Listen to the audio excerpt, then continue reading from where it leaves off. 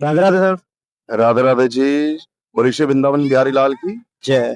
सबसे पहले तो मैं आपको आज महाशिवरात्रि पर्व पे बहुत बहुत शुभकामनाएं देना चाहूंगा।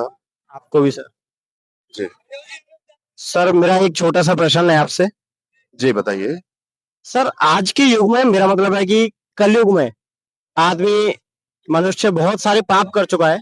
जो चाहता है कि मैं सुधर जाऊं और अपने पापों का पश्चात करना चाहता है, वो उसके लिए क्या कर सकता है? देखिए, सबसे साधारण तरीका जो है, आज से पौराणिक काल से ही, प्राचीन काल से ही जिसने केवल भजन किया है उसने ईश्वर को पाया है। यदि हनुमान चालीसा में यह आता है कि जो शत बार पाठ कर कोई छूटे है बंदे महासुख होई। 100 बार हनुमान चालीसा पाठ करने से कोई मुक्ति आपको प्राप्त नहीं हो सकती, लेकिन यदि केवल एक ही चौपाई का यदि आप नित्य गायन करते हैं, जैसे बल बुद्धि विद्या देहि मोहि हरहु कलेश विकार, यदि प्रेममय होकर के और आप लिप्त हो जाते हैं, और जिस समय आपके मन में जिज्ञासा ही उत्पन्न होती है कि मैं सुधरना चाहता हूं, तो पहला पग तो आपने धर ही दिया।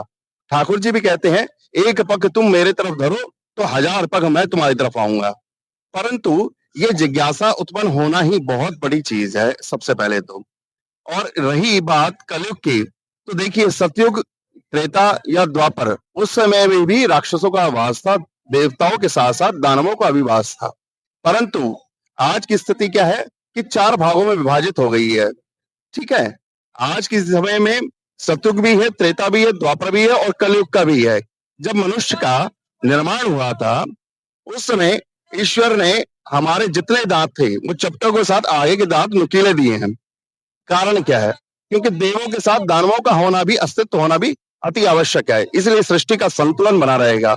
यदि व्यक्ति चाहता है कि वो सत मार्ग पे चले, तो सबसे पहले तो अच्छा खान पान का विशेषकर ध्यान रखे। कहते हैं, जैसा खाओगे अन्न वैसा बनेगा मन।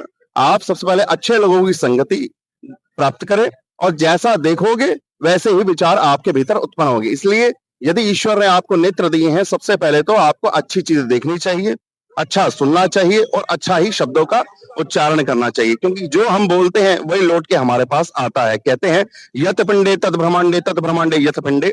71% से लेकर 73% यदि जल पृथ्वी पे है, तो इतना ही हमारे भीतर है। हम लोग भिन्न नहीं है, हम प्रकृति के साथ जुड़े हुए हैं। तो सबसे पहले तो प्रकृति का सम्मान करिए।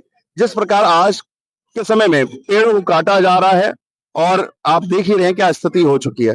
सबसे पहले तो प्रकृति का सम्मान करिए, पेड़ों को लगाइए। यदि एक पेड़ काटते हैं तो 100 पेड़ लगाने चाहिए आपको।